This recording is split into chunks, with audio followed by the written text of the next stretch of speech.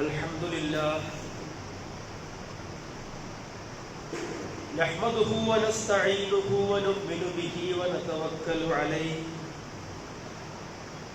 ونعوذ بالله من شرور أنفسنا ومن سيئات أعمالنا من يهده الله فلا مضل له ومن يضلل فلا هادي له وأشهد أن لا إله إلا الله وحده لا شريك له وأشهد أن محمدا عبده ورسوله أرسله بالهدى ودين الحق ليظهره على الدين كله ولو كره المشركون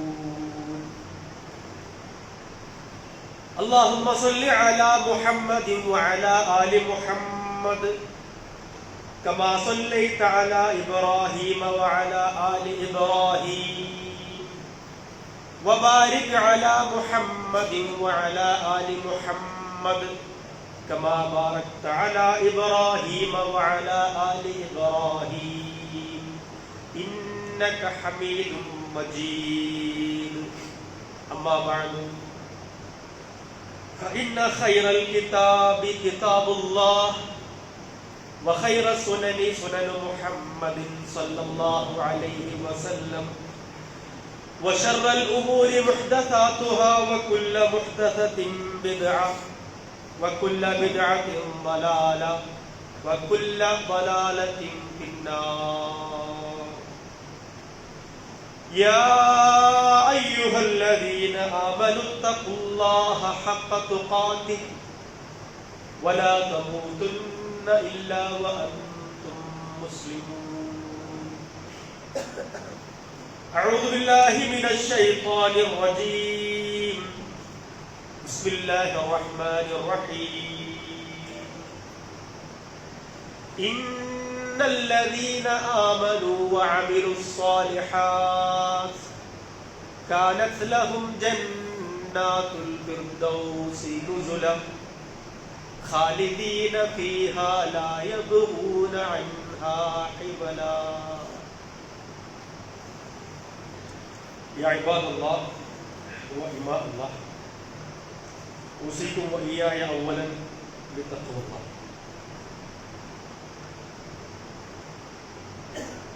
പ്രിയമുള്ള സഹോദരങ്ങളെ സഹോദരികളെ അർഹമർ റഹീമീനായ റബ്ബ് സുബ്ഹാനഹു വ തആലയുടെ വിധിവിലക്കുകൾ ആജ്ഞാനിർദ്ദേശങ്ങൾ ജീവിതത്തിന്റെ എല്ലാ മേഖലകളിലും പരമാവധി കാത്തു സൂക്ഷിച്ചുകൊണ്ട് അല്ലാഹുവിന് തഖ്വയുള്ളവരായി ജീവിക്കണമെന്ന് എന്നെയും നിങ്ങളെയും ആദ്യമായി ഓർമ്മപ്പെടുത്തുകയാണ്, വസിയ്യത്ത് ചെയ്യുകയാണ്. അർഹമർ റഹീമീനായ നാഥൻ നമ്മെ എല്ലാവരെയും അനുഗ്രഹിക്കുമാറാവട്ടെ. നമ്മിൽ നിന്ന് മരണപ്പെട്ടു പോയവർക്ക് അല്ലാഹു മഗ്ഫിറത്തും മർഹമത്തും പ്രദാനം ചെയ്യുമാറാവട്ടെ. നമ്മിൽ പലതരം രോഗങ്ങൾ കൊണ്ട് കഷ്ടപ്പെടുന്ന ആളുകളുണ്ട്. ക്യാൻസർ പോലെയുള്ള മാരകമായ അസുഖങ്ങൾ പിടിപെട്ട് കിടപ്പിലായ നമ്മുടെ കുടുംബാംഗങ്ങളുണ്ട്, നമ്മുടെ ചുറ്റുവട്ടത്ത് നമ്മുടെ സഹപ്രവർത്തകരുണ്ട്, നമ്മുടെ സുഹൃത്തുക്കളുണ്ട്. അല്ലാഹു സുബ്ഹാനഹു വ തആല നമ്മിലെ രോഗികൾക്ക് ശിഫ പ്രദാനം ചെയ്യുമാറാവട്ടെ.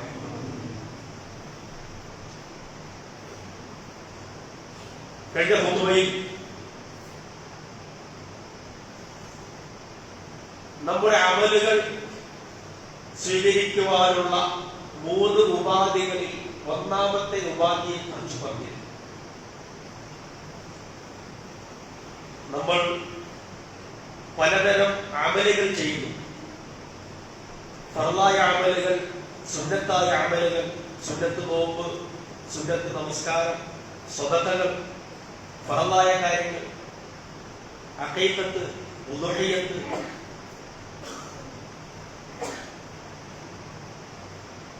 നമ്മുടെ അമലുകൾ സ്വീകരിക്കാൻ പടച്ച തമ്പുരാൻ വ്യവസ്ഥ ചെയ്ത 3 ഉപാധികളിൽ ഒന്നാമത്തെ ഉപാധിയാണ് മാകാന ഖാലിസൻ ലില്ലാഹി തആല.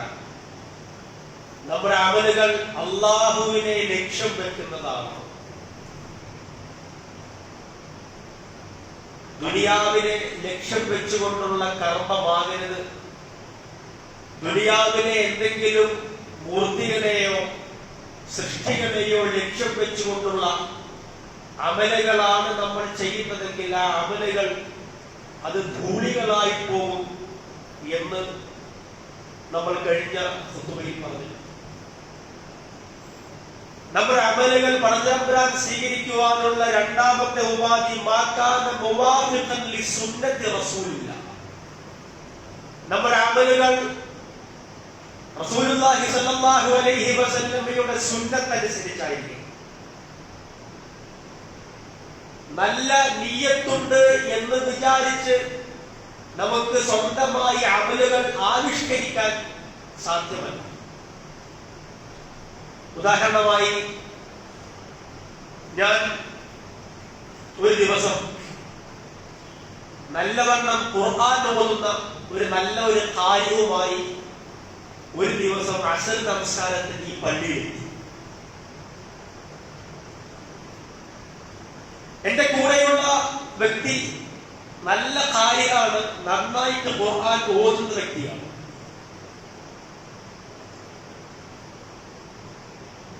ഞാൻ അദ്ദേഹത്തോട് പറഞ്ഞു, നിങ്ങൾ ഇന്ന് അസ്ർ നമസ്കാരത്തിന് ഇമാമ് വിളിക്കണം. എന്റെ നിയ്യത്ത് എന്താണ്? നല്ലവണ്ണം ഖുർആൻ ഓതുന്ന, മനോഹരമായി ഖുർആൻ പാരായണം ചെയ്യുന്ന ഈ ചെറുപ്പക്കാരന്റെ ഖുർആൻ പാരായണം നിങ്ങളെല്ലാവരും കേൾക്കണം എന്ന നല്ല നിയ്യത്തോടുകൂടി ഞാൻ പറഞ്ഞു, ഇന്ന് നിങ്ങൾ അസ്റിൽ ഇമാം വെക്കണം, നിൽക്കുമ്പോ ഉച്ചത്തിലൊന്ന് ഓതിയാൽ മതി.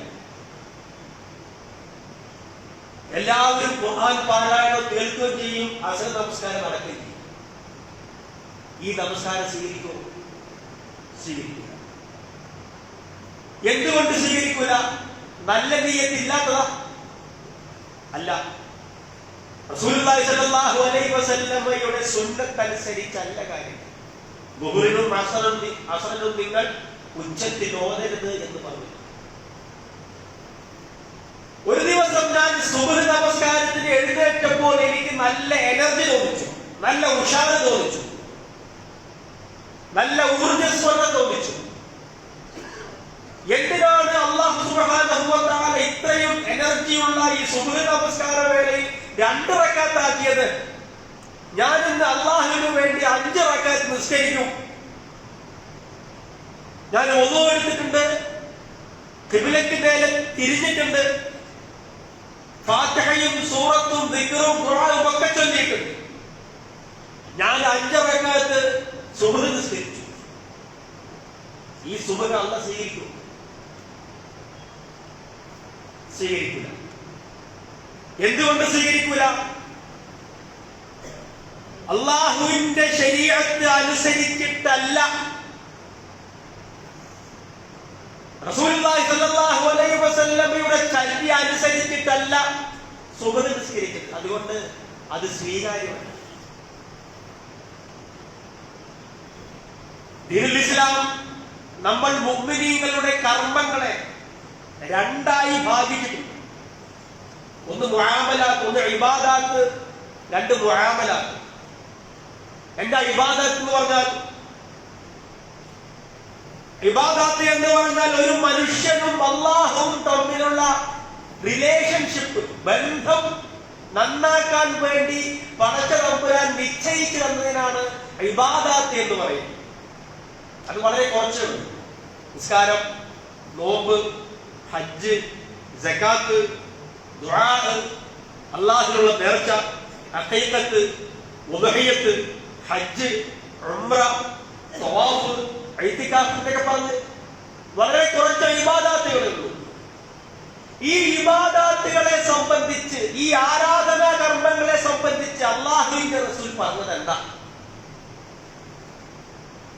ഇബാദത്തിന്റെ ഉദ്ദേശ്യം എന്ന് പറയുന്നത് അല്ലാഹുവും അവന്റെ സൃഷ്ടികളും മനുഷ്യനും തമ്മിലുള്ള, അള്ളാഹുവും അള്ളാഹുവിന്റെ അടിമകളും തമ്മിലുള്ള ബന്ധം നന്നാക്കാനാണ് ഇബാദത്തുകൾ നമുക്ക് നിശ്ചയിച്ചത്. അതാണ് ശരീഅത്തിന്റെ പണ്ഡിതന്മാർ പറയുന്നത്, അൽ ഇബാദാത്തു അൽ അസ്ലു ഫിൽ ഇബാദാത്തി അൽ ഹദ്റു എന്ന് പറയും. ഇബാദത്തിന്റെ അടിസ്ഥാനം അത് തടയപ്പെട്ടതാണ്. എന്താണ് ചെയ്യേണ്ടതെന്ന് അള്ളാഹ് പറഞ്ഞു. അൽ അസ്ലു ഫിൽ ഇബാദാത്തി അൽ ഹദ്റു, ഇബാദത്തിന്റെ അടിസ്ഥാനം അത് തടയപ്പെട്ടതാണ്. എന്താണ് ചെയ്യേണ്ടതെന്ന് അള്ളാഹും അള്ളാഹിന്റെ റസൂലും പറഞ്ഞു, അതങ്ങനെ ചെയ്താൽ മതി. അതിൽ പുതിയതായിട്ടുള്ള ആവിഷ്കാരങ്ങൾ, ബിദ്അത്തുകൾ ഒരു കാരണവശാലും അനുവദിക്കുന്നതല്ല. ഫകുല്ലു ബിദ്അത്തിൻ ളലാല, എല്ലാ ബിദ്അത്തുകളും വഴികേടാകുന്നു. നിയ്യത്ത് നന്നായാൽ പോരാ എന്നാണ് ആ പറഞ്ഞതിനർത്ഥം. റസൂലുള്ളാഹി സ്വല്ലല്ലാഹു അലൈഹി വസല്ലമ കഴിവുണ്ടായിരിക്കെ ഒഴിവാക്കിയ ഒരു സന്ദർഭം ഞാൻ പറയാം. ഇപ്പൊ മയ്യിത്ത് നിസ്കരിക്കുമ്പോ അള്ളാഹിന്റെ റസൂല് ബാങ്ക് കൊടുത്തിട്ടില്ല. ഞാൻ മയ്യിത്ത് നിസ്കരിക്കുമ്പോ എനിക്ക് ബാങ്ക് കൊടുക്കാൻ പറ്റുമോ? പറ്റൂലല്ലോ. ബാങ്കല്ലേ, ചെറിയൊന്നല്ലോ, ദിക്റല്ലേ. അപ്പോൾ റസൂലുള്ളാഹി സ്വല്ലല്ലാഹു അലൈഹി വസല്ലമ ഒഴിവാക്കിയ ഒരു കാര്യം അത് ഇബാദത്താണെങ്കിൽ പോലും നമുക്ക് ചെയ്യാൻ അവകാശമില്ല ദീനിൽ എന്നാണ് പറയുന്നത്. അതുകൊണ്ടാണ് എല്ലാ വെള്ളിയാഴ്ചയും ഖത്തീബുമാർ ഇങ്ങനെ മിമ്പറിൽ നിന്നുകൊണ്ട് പറയുന്നത്, കുല്ലു ബിദ്അത്തിൻ ളലാല, എല്ലാ പുതിയ ആവിഷ്കാരങ്ങളും, ദീനുൽ ഇസ്ലാമിലുള്ള എല്ലാ പുതിയ ആവിഷ്കാരങ്ങളും ളലാലത്താകുന്നു. വകുല്ലു ളലാലത്തിൻ ഫിന്നാർ, എല്ലാ ളലാലത്തുകളും അവസാനം നരകത്തിൽ ചെന്ന് പതിക്കാനുള്ളതാകുന്നു എന്ന് എല്ലാ വെള്ളിയാഴ്ചയും ഖത്തീബുമാർ മിമ്പറിൽ നിന്ന് പറയുന്നത് അതുകൊണ്ടാണ്. അപ്പൊ ആരാധനാ കർമ്മങ്ങളിൽ നമുക്ക് എത്ര നല്ല നീയത്തുണ്ടെങ്കിൽ പോലും പുതുതായതൊന്ന് ആവിഷ്കരിക്കാൻ പാടില്ലാത്തതാകുന്നു. ഒരിക്കൽ അബ്ദുല്ലാഹി ഇബ്നു മസ്ഊദ് റളിയല്ലാഹു അൻഹു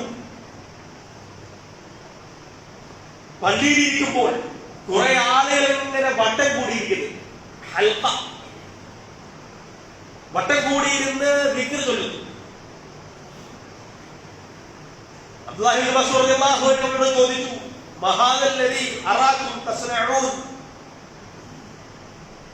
നിങ്ങൾ എന്താണ് ഈ ചെയ്യുന്നത്? ഇങ്ങനെയൊരു സംഗതി ഞങ്ങൾ മുമ്പ് കണ്ടിട്ടില്ലല്ലോ എന്ന സ്വഭാവത്തിലാണ് ചോദിക്കുന്നത്. നിങ്ങൾ എന്താണ് ചെയ്യുന്നത്? ഖാലൂ, അവർ പറഞ്ഞു, ഹസൻ നഅബ്ദു ബിഹി അത്തക്ബീർ വത്തഹ്ലീൽ വത്തസ്ബീഹ്, ഇത് കുറച്ച് കല്ലുകളാണ്. ഈ കല്ലുകൾ ഓരോന്നും മാറ്റി വെച്ചിട്ട് ഞങ്ങൾ ദിക്റും ദുആവും ദിക്ർ ചൊല്ലുകയാണ്, സുബ്ഹാനല്ലാഹ് ചൊല്ലുകയാണ്, ലാ ഇലാഹ ഇല്ലല്ലാഹ് എന്ന് ചൊല്ലുകയാണ്, അല്ലാഹു അക്ബർ എന്ന് ചൊല്ലുകയാണ്. അപ്പോൾ അബ്ദുല്ലാഹി ഇബ്നു മസ്ഊദ് റളിയല്ലാഹു അൻഹു ചോദിച്ചത്, ഫഉദ്ദു സയ്യിആതികും ഫഅന ളാമിൻ അല്ലാ യദിഅ മിൻ ഹസനാതികും ശൈഉൻ വൈഹകും യാ ഉമ്മത മുഹമ്മദ്, നിങ്ങൾ നിങ്ങളുടെ തെറ്റുകളെയാണ് എണ്ണേണ്ടത്. എന്തൊരു നാശമാണോ ഇത്! എന്നിട്ട് അവസാനം അബ്ദുല്ലാഹി ഇബ്നു മസ്ഊദ് റളിയല്ലാഹു അൻഹു പറയുന്ന ഒരു വാചകം, ഇന്നകും ലഅലാ മില്ലത്തിൻ ഹിയ അഹ്ദാ മിൻ മില്ലത്തി മുഹമ്മദ് സല്ലല്ലാഹു അലൈഹി വആലിഹി വസഹ്ബിഹി വസല്ലം ഔ മുഫ്തിഹു ബാദു ബലാല. അതല്ല, നിങ്ങൾ അല്ലാഹുവിന്റെ റസൂൽ കൊണ്ടുവന്ന മാർഗത്തെക്കാൾ മികച്ച ഒരു മാർഗത്തിലാണോ? ഇന്ന് പല ആളുകളും പല കർമ്മങ്ങളും ചെയ്യുമ്പോൾ നമുക്കും പറയാൻ തോന്നുന്നതാ, അള്ളാഹുവിന്റെ റസൂൽ കൊണ്ടുവന്നതിനേക്കാൾ മികച്ച ഒരു മാർഗത്തിലാണോ നിങ്ങളുള്ളത്? അതല്ല, നിങ്ങൾ ലലാലത്തിന്റെ വാതിലുകൾ തുറക്കുകയാണോ എന്നാണ് ചോദിച്ചത്. അതിനവര് പറഞ്ഞ മറുപടി, ഇന്ന് പറയുന്ന അതേ മറുപടി തന്നെയാണ്. നല്ലതല്ലേ ഞങ്ങൾ ചെയ്യുന്നത് എന്നാണ്. നല്ല നീയത്തോടുകൂടി നല്ല കാര്യങ്ങളാണ് ഞങ്ങൾ ചെയ്യുന്നത് എന്ന് ഈ 2021 പറയുന്ന ന്യായം തന്നെയാണ് 14 നൂറ്റാണ്ട് മുമ്പ് അന്ന് അവരും പറഞ്ഞത്. പ്രിയമുള്ള സഹോദരന്മാരെ, സഹോദരിമാരെ, നമ്മുടെ പ്രവാചകർ സയ്യിദുനാ മുഹമ്മദ് മുസ്തഫ സല്ലല്ലാഹു അലൈഹി വസല്ലം പഠിപ്പിച്ചതല്ലാത്ത പുതിയ സംഗതികളൊന്നും ഇബാദത്തിന്റെ സബീലിൽ നമ്മൾ കൂട്ടിച്ചേർക്കാൻ പാടുള്ളതല്ല. നിർഭാഗ്യവശാൽ മുസ്ലിം ഉമ്മത്തിലെ പുരോഹിതന്മാരെന്ന് പറയപ്പെടുന്നവർ ഈ ഉമ്മത്തിലെ സാധുജനങ്ങളെ പറ്റിക്കുന്നത് ഈ ഇബാദത്തിന്റെ വിഷയത്തിൽ കൂട്ടിച്ചേർത്തുകൊണ്ട് റജബിൽ എത്രയോ അനാചാരങ്ങൾ പഠിപ്പിക്കപ്പെടുന്നു. റജബിൽ ഇന്ന ദിവസം നിസ്കരിച്ചാൽ പുണ്യമുണ്ട്, ഇന്ന സമയം സ്വലാത്ത് ചൊല്ലിയാൽ പുണ്യമുണ്ട്, റജബിൽ ഇന്ന ദിവസം നോമ്പെടുത്താൽ പുണ്യമുണ്ട്. ഇങ്ങനെ റജബിനെ ചുറ്റിപ്പറ്റി എന്തെല്ലാം അനാചാരങ്ങളാണ്, അന്ധവിശ്വാസങ്ങളാണ്, വിദേഹങ്ങളാണ് ഈ ഉമ്മത്തിലെ പുരോഹിതന്മാർ പഠിപ്പിച്ചു വിടുന്നത്. അതുകൊണ്ടാണ് റസൂലുള്ളാഹി സ്വല്ലല്ലാഹു അലൈഹി വസല്ലം വളരെ ഖണ്ഡിതമായി പറഞ്ഞത്, മൻ അമില അമലൻ ലൈസ അലൈഹി അംറുനാ ഫഹുവ റദ്ദുൻ. നമ്മുടെ കൽപ്പനയില്ലാത്ത ഏതെങ്കിലും ഒരു കർമ്മങ്ങൾ നിങ്ങൾ ഇബാദത്തിന്റെ വഴിയിൽ, പുണ്യം കിട്ടുന്ന വഴിയിൽ നിങ്ങൾ ചെയ്യുകയാണെങ്കിൽ ഫഹുവ റദ്ദുൻ, അത് തള്ളപ്പെടേണ്ടതാകുന്നു എന്ന് ഏതൊരു കൊച്ചുകുട്ടിക്കും മനസ്സിലാകുന്ന സ്വഭാവത്തിൽ 14 നൂറ്റാണ്ട് മുമ്പ് റസൂലുള്ളാഹി സ്വല്ലല്ലാഹു അലൈഹി വസല്ലം നമ്മെ പഠിപ്പിച്ചു. ദൗർഭാഗ്യവശാൽ മുസ്ലിം സമുദായത്തിലെ ഈ പുരോഹിതന്മാർ എന്ന് പറയപ്പെടുന്ന വിഭാഗമാണ് ഏറ്റവും കൂടുതൽ ഈ സാധുജനങ്ങളെ പറ്റിക്കുന്നത് ഇബാദത്തിന്റെ വിഷയത്തിൽ കൂട്ടിച്ചേർത്തുകൊണ്ടാണ്. കൂട്ടിച്ചേർക്കാൻ പാടില്ല എന്ന് പറയുമ്പോൾ ഉസ്താദുമാർ പറയുന്നത് കൂട്ടിച്ചേർക്കാൻ പാടുമെന്നാണ്. ഇതാരോടും ദേഷ്യമുണ്ടായതുകൊണ്ടോ വെറുപ്പുണ്ടായതുകൊണ്ടല്ല പറയുന്നത്. അല്യൗമ അക്മൽതു ലക്കും ദീനക്കും, നിങ്ങളുടെ ദീൻ പൂർത്തിയായിരിക്കുന്നു എന്ന് ഖുർആനിലൂടെ അല്ലാഹു പറഞ്ഞിട്ടുണ്ട്. പക്ഷെ പുരോഹിതന്മാർ പറയുന്നത് അല്ല, ദീന് പൂർത്തിയായിട്ടില്ല. പുതിയ വിഗ്രഹങ്ങൾ രൂപപ്പെടുത്തുന്നു, മീലാദുൻ നബി കൊണ്ടാടുന്നു, റജബിൽ എന്തൊക്കെയോ അനാചാരങ്ങൾ, എന്തൊക്കെയോ കർമ്മങ്ങൾ പുണ്യം കിട്ടുമെന്ന സ്വഭാവത്തിൽ ചെയ്തുകൊണ്ടിരിക്കുന്നു. മൗലീദുകളും റാത്തിബുകളും തകൃതിയായി, ആണ്ട് നേർച്ചകളുമൊക്കെ തകൃതിയായി നടന്നുകൊണ്ടിരിക്കുന്നു. ഇതൊക്കെ പുണ്യം കിട്ടുന്ന ഇബാദത്തായി പരിഗണിക്കാമോ? പരിഗണിക്കാൻ പറ്റില്ല എന്നാണ് ദീൻ പറയുന്നത്. എന്തുകൊണ്ട് പറ്റില്ല? നിങ്ങൾ ആലോചിച്ച് നോക്ക്. ഇങ്ങനെ പുണ്യം കിട്ടുന്ന മാർഗങ്ങൾ, പുണ്യം കിട്ടാനുള്ള മാർഗങ്ങൾ ഉണ്ടായിരുന്നുവെങ്കിൽ അള്ളാന്റെ റസൂൽ ഇതാദ്യം ആരോടായിരിക്കും പറയേണ്ടിയിരുന്നത്? സഹാബത്തിനോടാണ്. ഇങ്ങനെ നമുക്ക് പുണ്യം നേടാൻ വേണ്ടി സ്വയമേവ കർമ്മങ്ങൾ ആവിഷ്കരിക്കാനും നടപ്പിലാക്കുവാനുമുള്ള അവകാശമുണ്ട് എങ്കിൽ ആ പറഞ്ഞതിനർത്ഥം അള്ളാഹു നുണ പറഞ്ഞിരിക്കുന്നു എന്നാണ്. നഊദുബില്ലാ. അല്ലാഹു പറഞ്ഞു ദീൻ പൂർത്തീകരിച്ചു. പക്ഷേ മുസ്ലിം ഉമ്മത്തിലെ ചില പുരോഹിതന്മാർ പറയുന്നു ഇല്ല, ദീന് പൂർത്തീകരിച്ചിട്ടില്ല, ദീന് പഴയ പോലെ നിൽക്കുകയാണ്. നമുക്ക് ആവശ്യം പോലെ കാലോചിതമായി കാര്യങ്ങൾ കൂട്ടിച്ചേർക്കാനും ഇബാദത്തുകൾ ഉണ്ടാക്കാനും പുണ്യം കിട്ടുന്ന കർമ്മങ്ങൾ ഉണ്ടാക്കുവാനുള്ള സ്വാതന്ത്ര്യമുണ്ട് എന്നല്ലേ ആ പറഞ്ഞതിനർത്ഥം? അല്ലെങ്കിൽ അല്ലാഹു സത്യം പറഞ്ഞു, റസൂലുള്ളാഹി സ്വല്ലല്ലാഹു അലൈഹി വസല്ലം സഹാബികളോട് അത് പറഞ്ഞു കൊടുത്തില്ല. ഒരു പുതിയ നമസ്കാരത്തെ കുറിച്ച്, ഒരു പുതിയ നോമ്പിനെ കുറിച്ച്, ഒരു അടിസ്ഥാനവുമില്ലാത്ത നോമ്പുകളെ സംബന്ധിച്ച്, ദിക്റിന്റെയും സ്വലാത്തിന്റെയും ഒക്കെ പുതിയ രീതികളെ സംബന്ധിച്ച് ഇതൊക്കെ ചെയ്താൽ പുണ്യം കിട്ടുമെന്നാണ് വാദമെങ്കിൽ റസൂലുള്ളാഹി സ്വല്ലല്ലാഹു അലൈഹി വസല്ലം എന്തുകൊണ്ട് തന്റെ സ്വഹാബയെ കിറാമിനെ അത് പഠിപ്പിച്ചില്ല? ഒന്നുകിൽ അല്ലാഹുവിന്റെ റസൂല് കിട്ടിയ വിവരമുണ്ടായിട്ട് അത് മറച്ചു വെച്ചു, നഊദുബില്ല. അല്ലെങ്കിലോ സ്വഹാബികളോട് നബിക്ക് വലിയ സ്നേഹമൊന്നും ഉണ്ടായിരുന്നില്ല. 1400 വർഷങ്ങൾക്ക് ശേഷം വന്ന നമ്മളോടായിരുന്നു പ്രവാചകന് സ്നേഹം ഉണ്ടായിരുന്നത് എന്ന് നമ്മൾ സമ്മതിക്കുമോ? സമ്മതിക്കില്ല. അതുകൊണ്ടാണ് പണ്ഡിതന്മാർ പറയുന്നത് അൽ അസ്ലു ഫിൽ ഇബാദാതി അൽ ഹദ്റു എന്ന് പറയും. നിങ്ങൾ ശ്രദ്ധിച്ചു നോക്ക്, ബിസിനസിന്റെ വിശദാംശങ്ങൾ പറയാത്ത ഖുർആൻ, ആരാധനാ കർമ്മങ്ങളുടെ വിശദാംശങ്ങളും മറ്റു കാര്യങ്ങളും ഒക്കെ ഖുർആനിലും ഹദീസിലും സുലഭമാണ്. എന്തുകൊണ്ടാണ്? ഇതിൽ പിന്നീട് പുതിയൊരു കൂട്ടിച്ചേർക്കൽ പാടുള്ളതല്ല. പുണ്യം കിട്ടാനുള്ള കാര്യങ്ങളിൽ ഇബാദത്തിന്റെ വിഷയത്തിൽ പുതിയൊരു കൂട്ടിച്ചേർക്കൽ ഉണ്ടാവാൻ പാടില്ല എന്നത് കൊണ്ടാണ് ഇബാദത്തിന്റെ കാര്യത്തിൽ ഖുർആനിലും സുന്നത്തിലും സസൂക്ഷ്മമായ വിവരങ്ങൾ നമുക്ക് നൽകുന്നത്. എങ്ങനെ പ്രാർത്ഥിക്കണം, എപ്പോൾ പ്രാർത്ഥിക്കണം, ഏതൊക്കെ സന്ദർഭങ്ങളിൽ പ്രാർത്ഥിച്ചാൽ പുണ്യം കിട്ടും, ഏതൊക്കെ നോമ്പാണ് സുന്നത്തായിട്ടുള്ളത്, ഏതൊക്കെയാണ് ഫർളായിട്ടുള്ളത്, ഏതൊക്കെയാണ് നിർബന്ധമായിട്ടുള്ളത്, വളരെ കൃത്യമായി റസൂലുള്ളാഹി സ്വല്ലല്ലാഹു അലൈഹി വസല്ലം നമുക്ക് പഠിപ്പിച്ചു. സല്ലൂ കമാ റഅയ്തുമൂനി ഉസല്ലി, ഞാൻ നമസ്കരിക്കുന്നത് പോലെ നിങ്ങൾ നമസ്കരിക്കൂ എന്ന് അല്ലാഹു പറഞ്ഞു. ഖുദൂ അന്നി മനാസികകും, ഞാൻ ഹജ്ജ് ചെയ്യുന്ന പോലെ നിങ്ങൾ ഹജ്ജ് ചെയ്യൂ എന്ന് പറയും. കാരണം ഇബാദത്തുകൾ പുണ്യം നേടാൻ വേണ്ടി അള്ളാഹു നിശ്ചയിച്ചതെന്നാണ്. അതിൽ പുതിയ ആവിഷ്കാരങ്ങൾ പാടുള്ളതല്ല. അതിലുള്ള എല്ലാ പുതിയ ആവിഷ്കാരങ്ങളും ബിദ്അത്താകുന്നു. ആ ബിദ്അത്തുകളെല്ലാം ദലാലത്താകുന്നു. ആ ദലാലത്തുകളുടെ സ്ഥാനം നരകമാകുന്നു എന്ന് അല്ലാഹുവിന്റെ റസൂൽ സല്ലല്ലാഹു അലൈഹി വസല്ലം നമ്മെ പഠിപ്പിക്കുന്നു.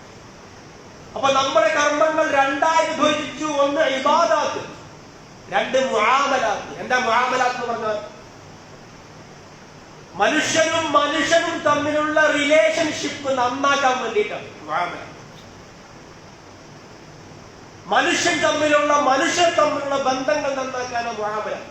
അവന്റെ കച്ചവടം, അവന്റെ കൃഷി, അവന്റെ തൊഴിൽ, അവന്റെ ബിസിനസ്, അവന്റെ ഇടപാടുകൾ തുടങ്ങിയ എല്ലാ ഭൗതിക വ്യവഹാരങ്ങളും നന്നാക്കാൻ വേണ്ടിയിട്ടാണ് മുആമല. ഇവിടെ ദീൻ വിശദാംശങ്ങൾ പറഞ്ഞു തന്നിട്ടില്ല, അടിസ്ഥാനങ്ങൾ മാത്രമേ പറഞ്ഞു. നിങ്ങൾക്ക് കാലോചിതമായി അതിൽ പുതിയ പരിഷ്കാരങ്ങൾ നടത്താം. ഉദാഹരണം ബിസിനസ്. നബിയുടെ കാലത്ത് എങ്ങനെയാണ് കച്ചവടം നടന്നിരുന്നത്? സ്വർണ്ണ നാണയങ്ങൾ ഉപയോഗിച്ചും വെള്ളി നാണയങ്ങൾ ഉപയോഗിച്ചും അള്ളാഹുവിന്റെ റസൂലിന്റെ കാലത്ത് കച്ചവടം നടന്നിട്ടുണ്ട്. അപ്പൊ കച്ചവടത്തിൽ പാലിക്കേണ്ട അടിസ്ഥാന കാര്യങ്ങൾ മാത്രം പറയും. കച്ചവടത്തിൽ പാലിക്കേണ്ട, ബിസിനസ് ചെയ്യുമ്പോൾ പാലിക്കേണ്ട അടിസ്ഥാന കാര്യങ്ങൾ എന്താ? ഒന്ന്, പലിശ ഉണ്ടാവാൻ പാടില്ല. രണ്ട്, വഞ്ചിക്കാൻ പാടില്ല. മൂന്ന്, അന്യന്റെ ഉടമസ്ഥതയിലുള്ള മുതൽ അന്യായമായി നമ്മൾ പിടിച്ചു വെക്കാൻ പാടില്ല. നാലാമത്തേത്, ഇടപാട് ചെയ്യുന്നവർക്ക് പരസ്പരം തൃപ്തി ഉണ്ടാകും. ഈ 4 നിബന്ധനകൾ പാലിച്ചാൽ നമുക്ക് ഏത് കച്ചവടം നടത്താം. അവിടെയൊന്നും ദീൻ ഇടപെടില്ല.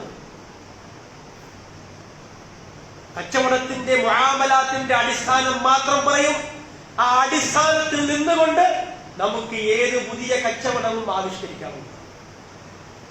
നബിയുടെ കാലത്ത് ഒരാള് കാലൊക്കെ കൊടുത്ത് പാലിൽ മേടിച്ചു വിചാരിക്കാം, ബാട്ടർ സമ്പ്രദായം. എല്ലാ കാലത്തും ബാട്ടർ സമ്പ്രദായം വേണമെന്ന് ദീൻ പറയും? പറയില്ല. ഈ 4 നിബന്ധനകൾ പാലിച്ചാൽ നിങ്ങൾക്ക് മുആമലത്തിന്റെ അടിസ്ഥാനത്തിൽ നിങ്ങൾക്ക് ഏത് അമലുകളും ഏത് കച്ചവടവും ചെയ്യാമെന്ന് പറയും. നബിയുടെ കാലത്ത് വായിക്കുന്നതിനെ സംബന്ധിച്ച് പറഞ്ഞപ്പോൾ അല്ലാഹു പറഞ്ഞത് എന്താണ്? ഇഖ്റ ബിസ്മി റബ്ബിക്കൽ ലദീ ഖലഖ്. അല്ലാഹുവിന്റെ നാമം കൊണ്ട് നീ വായിക്കണം. നിനക്ക് പ്രയോജനമുള്ളത് വായിക്കണം. എഴുതുമ്പോഴും അങ്ങനെ തന്നെയാണ്. ബിസ്മില്ലാഹിർ റഹ്മാനിർ റഹീം എന്ന് പറഞ്ഞുകൊണ്ട് എഴുതാൻ പറ്റുന്നത് മാത്രമേ എഴുതാൻ പാടുള്ളൂ.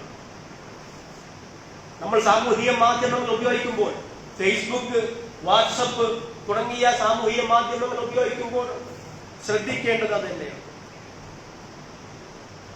നബിയുടെ കാലത്ത് ഒരാൾ ഒട്ടകപ്പുറത്ത് കയറുമ്പോൾ എന്താണോ പ്രാർത്ഥിച്ചത് ആ പ്രാർത്ഥന തന്നെയാണ് ഇന്ന് ഒരാൾ വിമാനത്തിൽ കയറുമ്പോൾ പ്രാർത്ഥിക്കേണ്ടത്. എന്ന് പറഞ്ഞാൽ ഇബാദത്തല്ലാത്ത മനുഷ്യരുടെ ബന്ധങ്ങൾ നന്നാക്കുന്ന വിഷയങ്ങളിൽ, മുആമലാത്തുകളിൽ അല്ലാഹു അതിന്റെ അടിസ്ഥാനങ്ങൾ മാത്രമേ പറയൂ. ബാക്കി നമ്മളുടെ ഗവേഷണങ്ങൾക്ക് വിട്ടു തന്നിരിക്കുകയാണ്.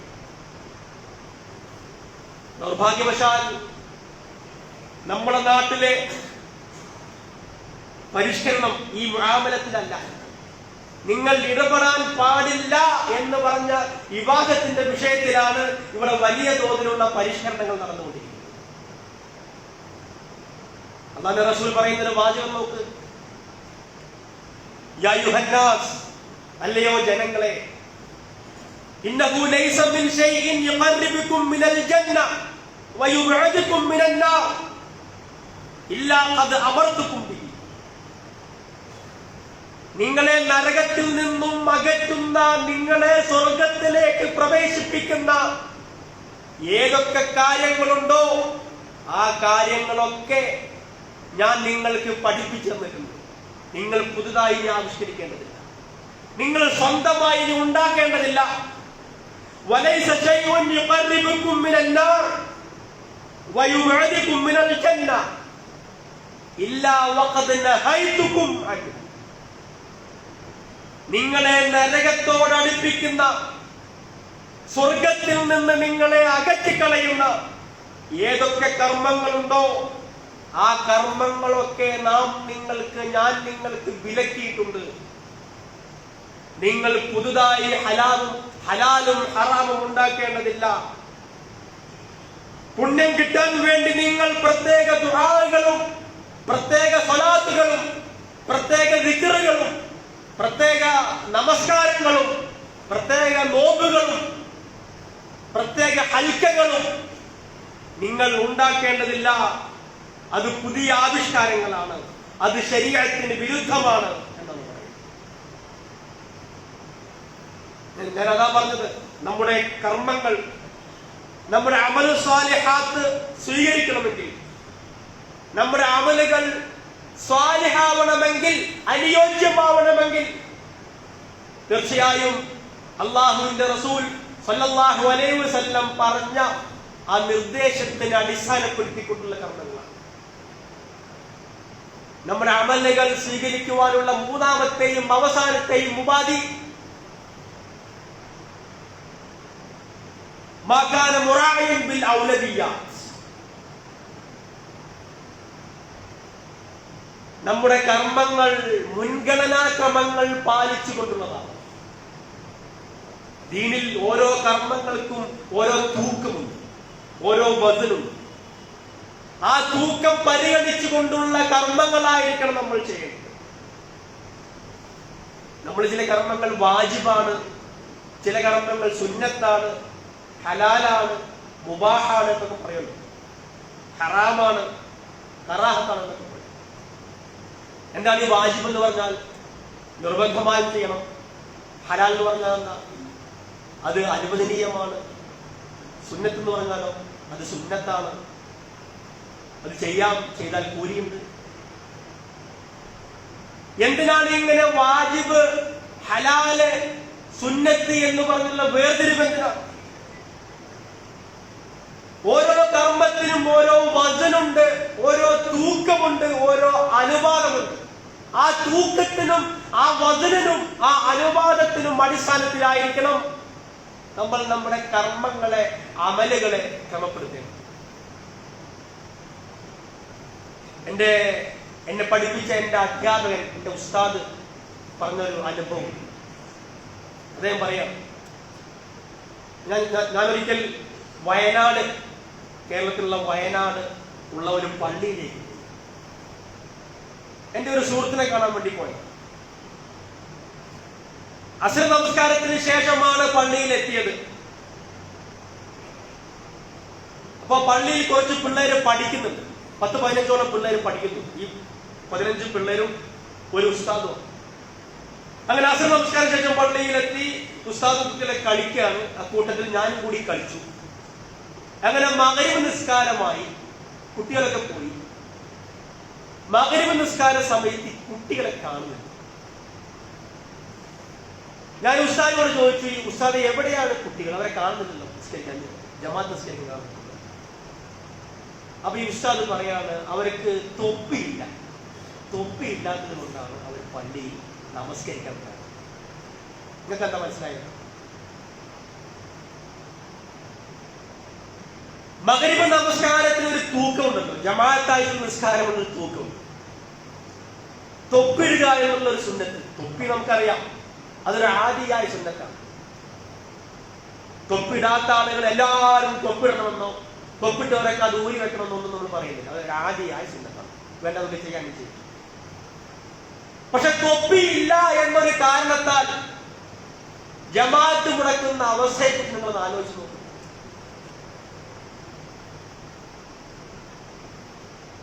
ഞാൻ മറ്റൊരു ഉദാഹരണം പറയും. നമ്മുടെ പള്ളിയിലൊക്കെ ആളുകൾ വരാറുണ്ട്. കേരളത്തിലൊക്കെ പല പള്ളികളിലും നമസ്കാര ശേഷം കൂട്ടുപ്രാർത്ഥന നടക്കും. കൂട്ടുപ്രാർത്ഥന നടക്കുന്ന പള്ളിയാണ് നിങ്ങൾക്കറിയാം, പ്രത്യേകിച്ച് പറയേണ്ട ആവശ്യമില്ല. ഈ കൂട്ടുപ്രാർത്ഥനയുടെ കാര്യത്തിൽ അല്ലാഹുവിന്റെ റസൂലിൽ നിന്ന് ഒരു മാതൃകയും വന്നിട്ടില്ല. 5 നേരത്തെ ഫർളായ നമസ്കാരത്തിന് ശേഷം അള്ളാഹിന്റെ റസൂൽ കൈ ഉയർത്തി പ്രാർത്ഥിച്ചതിനോ മഅ്മൂമുകൾ ആമീൻ എന്ന് ചൊല്ലിയതിനോ രേഖയില്ല. അതിന്റെ അടിസ്ഥാനം നമ്മൾ ചെയ്യുന്നില്ല. പക്ഷെ മദ്ഹബുമാർക്കിടയിൽ അഭിപ്രായ വ്യത്യാസമുള്ള വിഷയമാണ്. മദ്ഹബുകൾക്കിടയിൽ അഭിപ്രായ വ്യത്യാസമുള്ള വിഷയമാണ്. ചില ആൾക്കാർ പാടുണ്ട്, ചില ആൾക്കാർ പാടില്ല എന്ന് പറയും. ഞാൻ ആ അഭിപ്രായ വ്യത്യാസം മാത്രം പറഞ്ഞു എന്ന് മാത്രം. പക്ഷെ നമസ്കാര ശേഷമുള്ള മുമ്പും ശേഷമുള്ള റവാത്തിബ് സുന്നത്തിന്റെ കാര്യത്തിൽ ഒരാൾക്കും എന്തില്ല, അഭിപ്രായ വ്യത്യാസമില്ല. ഇല്ലല്ലോ, ഒരാൾക്കും. ശ്രദ്ധിച്ചു നോക്കൂ, അള്ളാന്റെ റസൂലിന്റെ മാതൃകയില്ലാത്ത കൂട്ടുപ്രാർത്ഥനയ്ക്ക് ഇരിക്കാൻ, നമസ്കാര ശേഷമുള്ള കൂട്ടുപ്രാർത്ഥനയ്ക്ക് ഇരിക്കാൻ ധൃതി കാണിക്കുന്നവൻ, കൂട്ടുപ്രാർത്ഥനയ്ക്ക് ജാഗ്രത പുലർത്തുന്നവൻ, ഒരു മദ്ഹബിനും ഒരു പണ്ഡിതന്മാർക്കും അഭിപ്രായ വ്യത്യാസമില്ലാത്ത റവാത്തിബ് സുന്നത്ത് നിസ്കരിക്കാതെ പുറത്തു പോകും.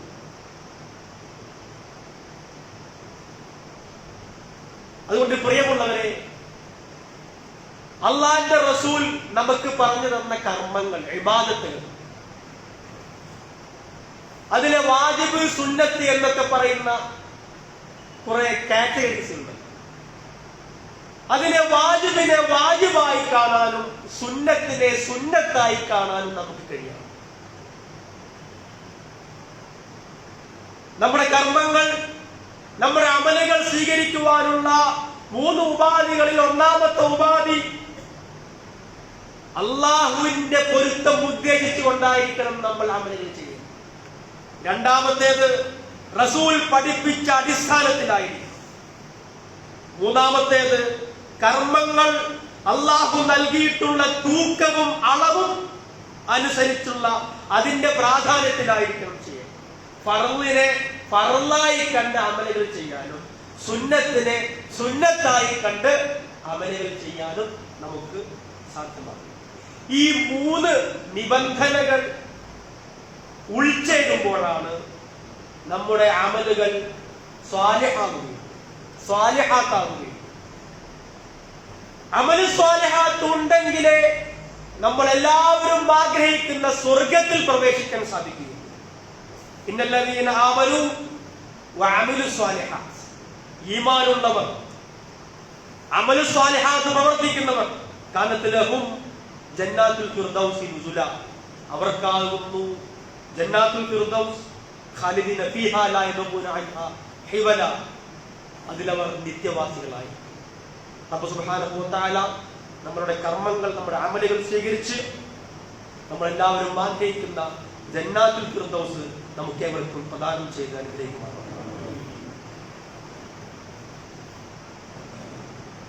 അൽഹംദുലില്ലാഹ് അൽഹംദുലില്ലാഹി അല്ലദീ ഹദാനാ ലിഹാദാ വമാ കുന്നാ ലിനഹ്തദിയ ലൗലാ അൻ അല്ലാഹുമ്മ സ്വല്ലി അലാ മുഹമ്മദിൻ വഅലാ ആലിഹി വസഹ്ബിഹി അജ്മഈൻ. യാ അയ്യുഹല്ലദീന ആമനൂ തഖുല്ലാഹ ഹഖ്ക തുഖാതിഹി വലാ തമൂതുന്ന ഇല്ലാ വഅൻതും മുസ്ലിമൂൻ. അല്ലാഹുവിന്റെ വിധിവിലക്ക് അനുസരിച്ചുകൊണ്ട് ജീവിതം ക്രമീകരിക്കണമെന്ന് ഒരിക്കൽ കൂടി എന്നെയും നിങ്ങളെയും ഉണർത്തുകയാണ് വസിയ്യത്ത് ചെയ്യുന്നത്. ഇന്ന് നമ്മുടെ പള്ളിയിലേക്കുള്ള കളക്ഷൻ ഉണ്ടായിരിക്കുന്നതാണ്. എല്ലാവരും വളരെ ഗൗരവത്തോടുകൂടി ഈ നിർദ്ദേശം, ഈ ശബ്ദം നിങ്ങൾ കേൾക്കണം.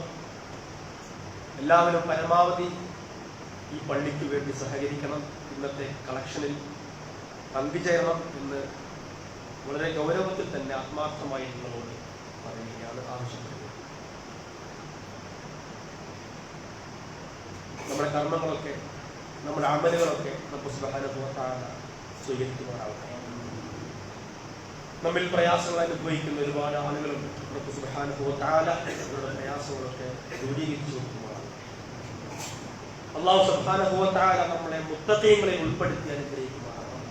മുഖ്ലിസീങ്ങളിലും മുഹ്സിനീങ്ങളിലും സാബിരീങ്ങളിലും ഒക്കെ ഉൾപ്പെടുത്തി അല്ലാഹു നമ്മെ അനുഗ്രഹിക്കുമാറാവട്ടെ. നമ്മിലെ രോഗികൾക്ക് അല്ലാഹു ശിഫ പ്രദാനം ചെയ്യുമാറാവട്ടെ. നമ്മിലെ വൃദ്ധർക്ക് അല്ലാഹു ആശ്വാസം പ്രദാനം ചെയ്യുമാറാവട്ടെ. നമ്മുടെ മക്കളെ അല്ലാഹു എല്ലാ അർത്ഥത്തിലും അനുഗ്രഹിക്കുമാറാവട്ടെ. നമ്മുടെ ഇണകളെ, നമ്മുടെ ഭാര്യമാരെ അല്ലാഹു എല്ലാ അർത്ഥത്തിലും അനുഗ്രഹിക്കുമാറാവട്ടെ. اللهم اغفر للمؤمنين والمؤمنات والمسلمين والمسلمات والأحياء منهم والأموات إنك مجيب الدعوات يا قاضي الحاجات. اللهم أجرنا من النار، اللهم أجرنا من النار. اللهم أعز الإسلام والمسلمين وأذل الشرك والمشركين. ربنا آتنا في الدنيا حسنة وفي الآخرة حسنة وقنا عذاب النار.